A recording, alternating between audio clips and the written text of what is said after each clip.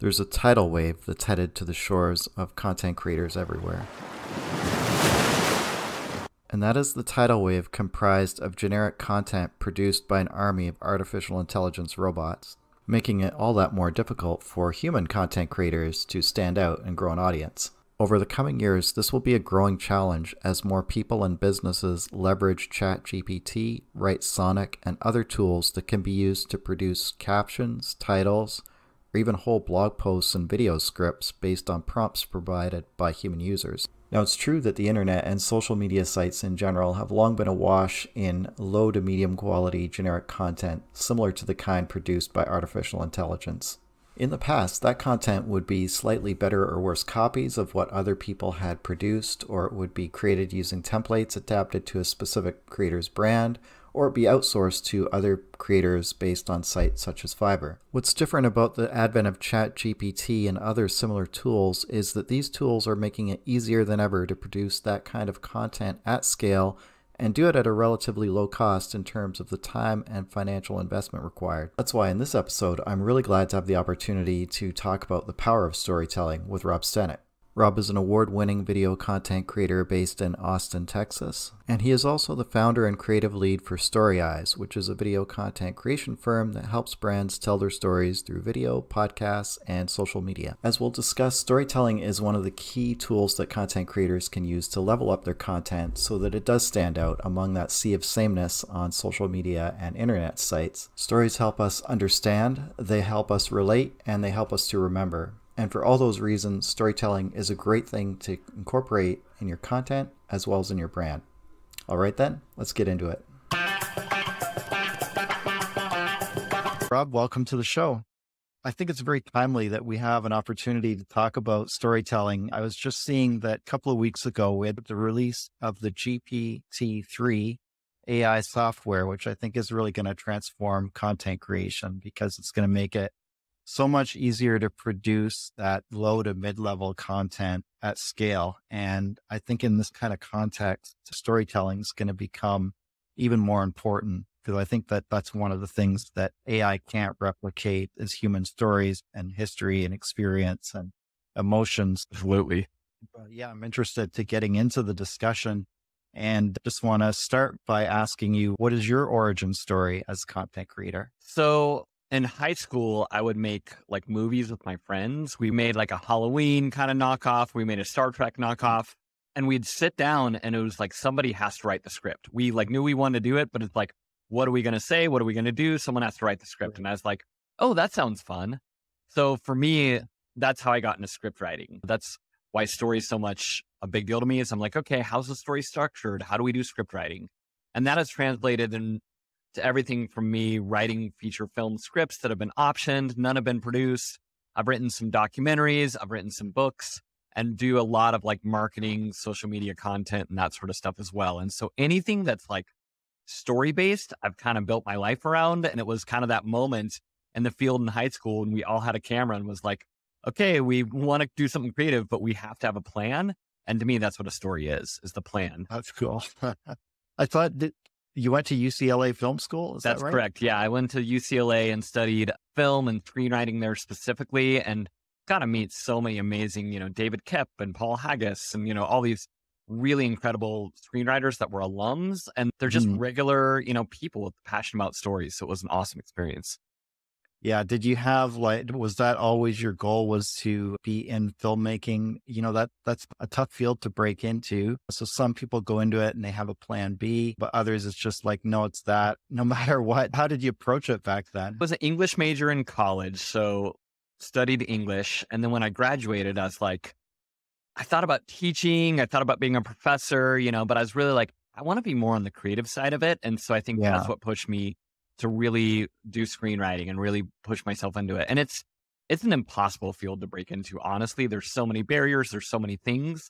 But at the same time, what I found in my life is like just setting my compass in that direction. Every person who I ever met, I had to introduce myself as a writer and a storyteller. Right. And just doing that like opens up so many doors and opens up so many other projects that I would have never thought I would have the ability to do. And so that's what I'd say to people who like want to do screenwriting. It's not like becoming a doctor or a dentist or a lawyer where there's a clear like 1, 2, 3 plan. It Right. is the wild, wild west. But there, like you said, there's such a need for content that if you just kind of put yourself out there and work on sharpening your skills, it's amazing what doors open. Absolutely. And that's a good segue to the next question, which is how is it that stories help build an audience for social media brands and profiles? What's the role of storytelling? I think it's just how we make sense of the world. Like one of my professors said, when you say thou shalt or thou shalt not, you speak to the head. When you say once upon a time, you speak to the heart. And so if you really want to like get to people's emotions and not just lecture on them, you need to do this, you should do this, like lectures turn people off. They don't want to hear it. But if you tell some sort of story with emotion that makes us laugh, makes us cry, it really hooks us in a meaningful way. Yeah, absolutely. It's like the difference between, here's 5 tips to improve your video versus like what I did last week to improve my video content. Or do it the opposite, the biggest video editing mistake you can make. And then all of a sudden Right. it's like, oh, okay, what's that? Or, the worst day at Yeah. my job I've ever had. Like when there's stakes to Yeah, it. the biggest mistakes I made. Exactly. And then you're like, oh, what is that? Like that kind of taps into that fear, which fear Right. motivates people almost more than joy. And so you tap into that fear and kind of morbid curiosity. You're like, oh, what mistake did you make? I want to hear about Yeah. that. And so that like makes people lean in. Yeah, for sure. There's a real, it's almost like a real science to hooking people with your titles and the opening lines, like the opening scene of any story is always so important. Yeah, it is. And just like, and again, basing it in stories, like stories are about peaks and valleys, right? So if you're a Right. content creator, think about how can I cage this into a peak or a valley? How can I make it, hey, this was the best moment of I mean, it doesn't have to be hyperbole like that, but like something incredible that I never thought I was capable of, or Right. the darkest day on my, drive home, or just something that kind of leans into that peak and valley, just making your content about it. Like, is it going to make people smile? Is it going to make people cry? Is it going to make them afraid? Like, that's what I think when it comes to storytelling and content creation is like, what emotion will people experience when they're consuming your content? Will they feel anxiety? Will they feel excitement? Will they feel fear? Thinking about that and what you're going to have people feel will help you to make that story sharper. That's awesome. Yeah. And that's kind of like I'm thinking about YouTube videos. Mhm. And if you're, creating a long format one, and then you're switching to short form, and those are only like 60 seconds, 30 seconds, like how do you translate that kind of story arc into a short story? Because so many things are based on these short form content these days. So I'll answer that question by saying there's this movie Alien 86, James Cameron. Have you ever seen Aliens before? Yeah, I have. Yeah. Okay. Anyone who's listening, if you haven't seen Aliens, it is a roller coaster thrill ride, but it's also a great lesson in kind of long form and short form storytelling. There's this moment in Aliens when she's on this big like machine loader, and early on in the movie, she gets in the machine loader and she loads some boxes on the machine, and then all the other Marines, she's not a Marine, all the other Marines like cheer for her.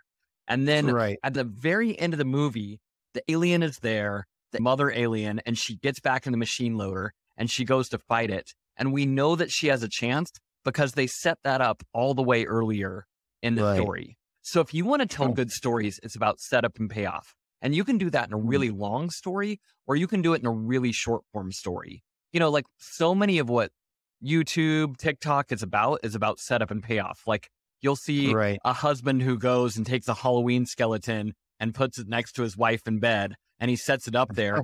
And you know what the payoff's going to be. She's going to see it and she's going to scream, but you still Right. kind of lean into it. My daughter like watches kids open blind bags on YouTube. It's the weirdest thing. She literally like watches other kids open toys, but the setup is there's a blind bag and the payoff is what's inside the blind bag.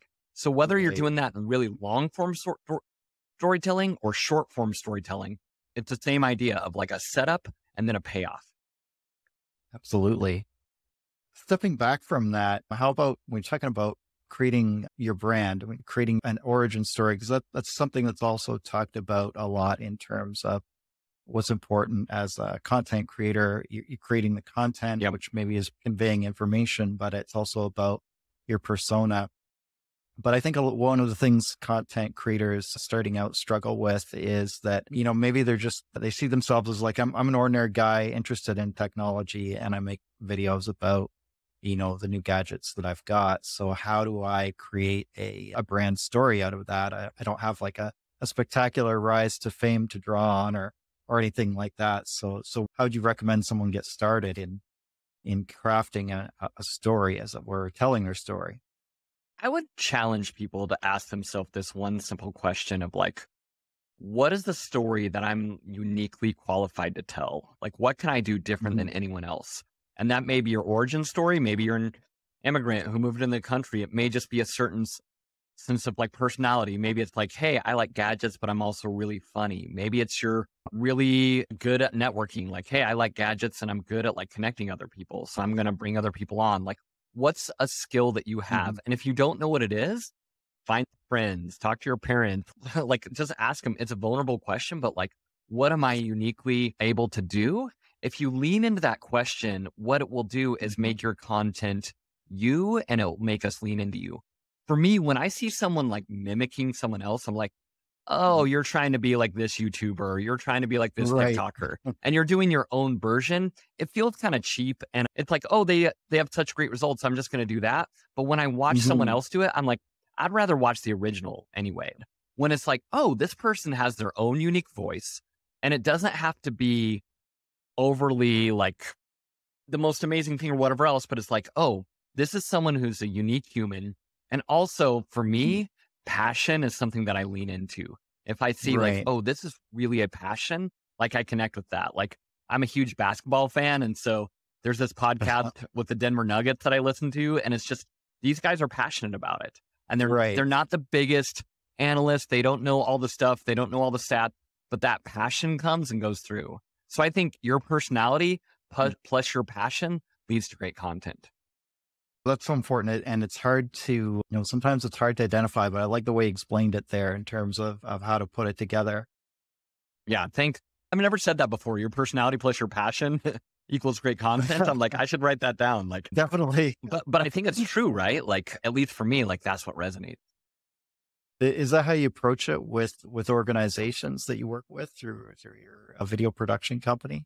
I do kind of the same sort of idea if it's an organization, which is like, okay, like if you sell coffee, don't be like, okay, we're just going to be like Starbucks. It's like, no, like what's Yeah. unique about your brand? What's unique about your story? What's unique about your voice? Why do I, you don't even have to put down Starbucks. Some people do. Like people aren't interested in that versus like, hey, this is something unique that we're qualified to do. Maybe it's like we're hyper localized, or maybe it's like, hey, we have a really great Mhm. environment that, is great to work in, or whatever that thing is, but like know what makes you unique, that sort of unique Right. personality, and then that unique passion, and help that come to life. And that's if you're a law firm, a coffee company, a nonprofit, whoever you are, that's a lot of the work that I do. A lot of people will say, oh, we want to make a video, or, oh, we want to, work on our brand. And then I kind of go back to those Yeah. questions and say, okay, if you haven't answered these well, the video is not going to be as sharp. The content's not going to be as sharp. Yeah.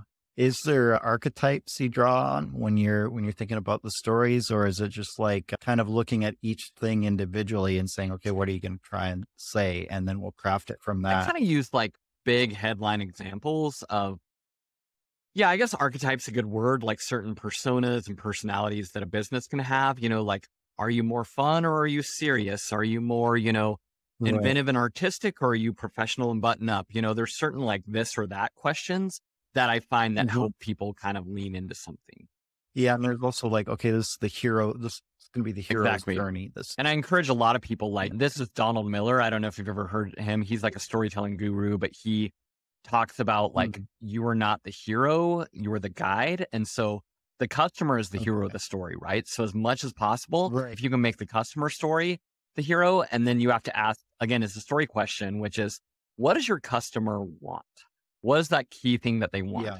And that's true whether you're a business, if you're a podcaster, it's like, okay, someone's listening to this right now. What do they want? Like, why are they listening to this? Like we ask ourselves that question, and then like, okay, how do we deliver the thing that they want that will then make them like, oh, that was worth my time? Yeah, absolutely. And it makes me think of how like, it's those about like, we're going to show you how to transform. It's about transformation brand, or the marketing story is about how the customer goes from A to B. So it's like, take your podcast from, from 0 to 1,000 subscribers in 90 Right. days or whatever. Right.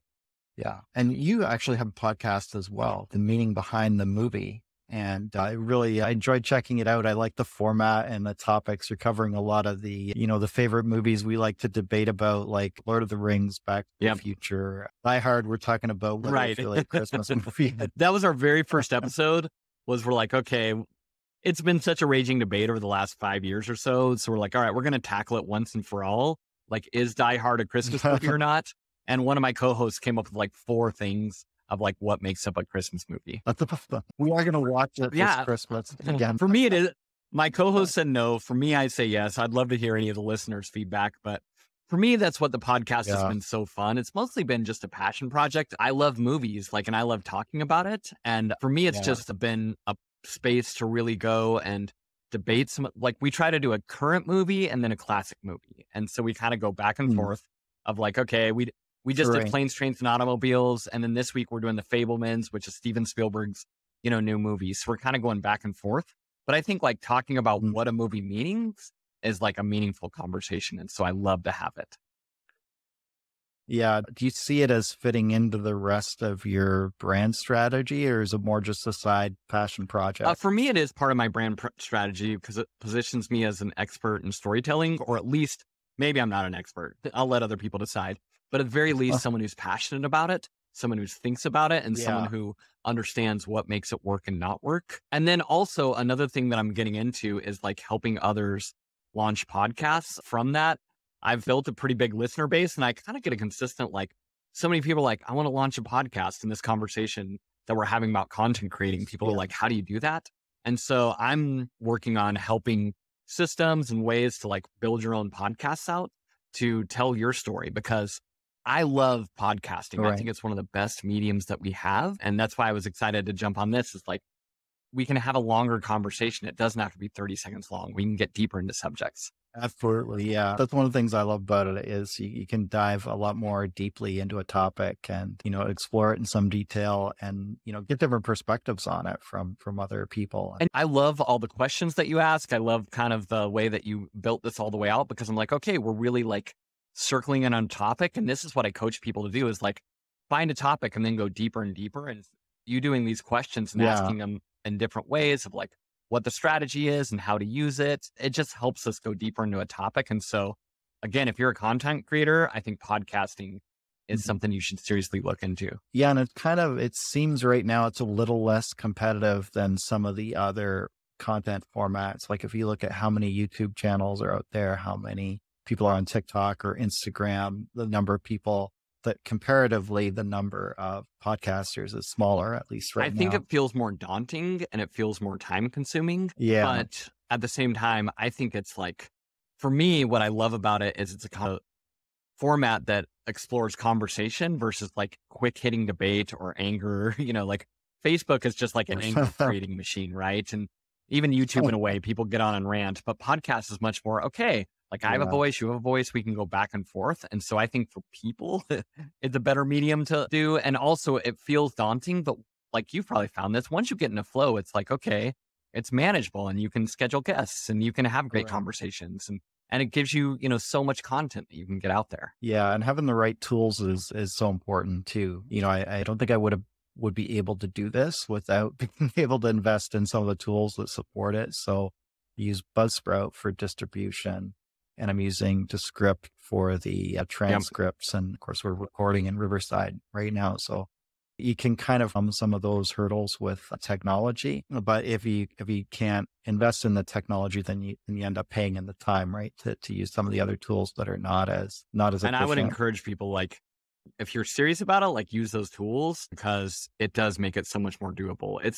Podcasting can be really time consuming without it's amazing the tools that we have now. And the fact that people in the Ukraine are like listening to my podcast about the movies. And I'm like, so kind of moved by it. I'm like, I'm connecting with people all around the world, time to be alive, that we can just I can record Yeah. something in my house in Austin, and people in the Ukraine, people in Saudi Arabia, people in Australia are like listening to it. I'm like, what a medium that we have. Yeah, well, just imagine like if you wanted to do something like this even 20, 30 years ago, you would need, some external company with all the infrastructure, and they would be the gatekeeper about whether you get to make a show or not. And now it's so much more open that it is kind of amazing. And I agree, it's a really exciting time. Yeah, it really is. It's amazing how far we've come. And it's exciting to see what the future has in store. I do think you're right about AI, which is like, it's coming, it's here. And that's why finding your voice and finding who you are uniquely and not sounding like everyone else is how you also don't sound like AI.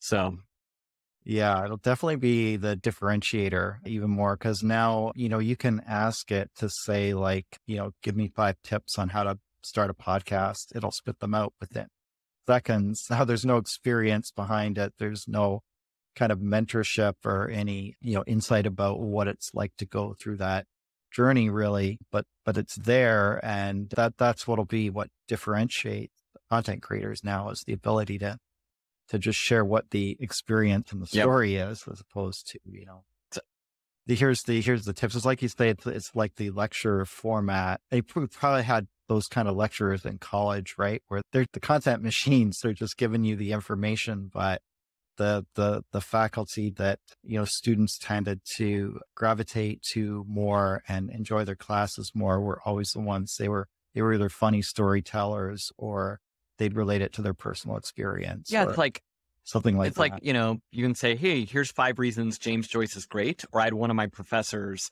tell me a story of like, it was 3 a.m. I was in a bar in Dublin. I'd had 3 Jameson and I was debating James Joyce. And I was Yeah. like, that's the dude I'm listening to. That's right. That's that's great. Well, how about, did you want to say any other things about your business, your video production business, or other services your company provided? Just Yeah. So closing. my business is called Storyize. Think like visualize. So Storyize. And essentially what I tell people is like, help people visualize your story. So we make what I call is like an anthem video, which is like, if you had one video that would explain your business or your nonprofit, like your heartbeat, what you do, we make that video. And then from that video, we make a bunch of social media content and that sort of stuff.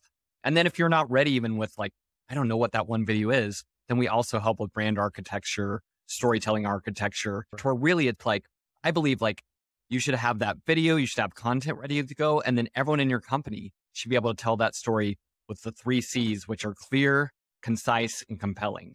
And so that's what I tell business owners is like, can everyone in your company tell your story in a way that's clear, concise, and compelling? And if like, I don't know, it's like, all right, let's work on that and dial that in. Yeah, absolutely. If you think about going to a company website, if you see one that has a video like that, like you say, an anthem video, and it's clear, it's like, okay, I know who these guys are and why I want to do business with them, versus just like, like you said, we sell coffee. It's like, okay. Well, and I'm a writer by trade, like I said, as an English major. And like the painful truth of my life is that people don't read. And so it's like, some people will. You can have great copy, Yeah. you can have great headlines, but a powerful video is just going to hook people in. And if you can make that 2-minute video that like gives your DNA, then it's like, okay, tell me more. Then they may read, then they may want to find Yeah. more. Yeah, exactly. All right. Well, thank you very much, Rob. I really appreciate you taking the time to spend a bit of time with me today and talk about Yeah, storytelling. thank you, Tim. This was so great to be on this. When I think about experienced content creators with large audiences, the use and the quality of storytelling in their content and in their branding are a couple of things that really stand out. And I hope this episode has given you a few ways to think about how you incorporate more of that. For me, one of the easiest ways that I've been doing this is by incorporating more of my own experiences as a content creator within my videos and my podcast episodes. So whereas in the past I might have produced more generic content like 5 tips to grow on Twitter, increasingly I'm trying to add in more personal experience by reworking that content as something like the surprising results of my 100-day tweet streak challenge or something like that. This builds on Gary Vaynerchuk's concept of document, don't create, which means documenting what you're doing as a content creator versus creating content separate from that. One of the great things about this approach is that it actually makes it easier to create content because you're just documenting what you're doing rather than researching or inventing other scenarios. What makes this even better is that this kind of approach fits very well into the storytelling archetypes that Rob and I referenced in this episode. So examples would be situation, action, result, setup, and payoff, or a story of transformation from mindset A to mindset B, and so on. The other thing to think about is your overall brand story. What makes your stories specific to you? Is it your expertise in the topic? Is it your passion for the topic? Or is there something else distinctive about the way that you approach it?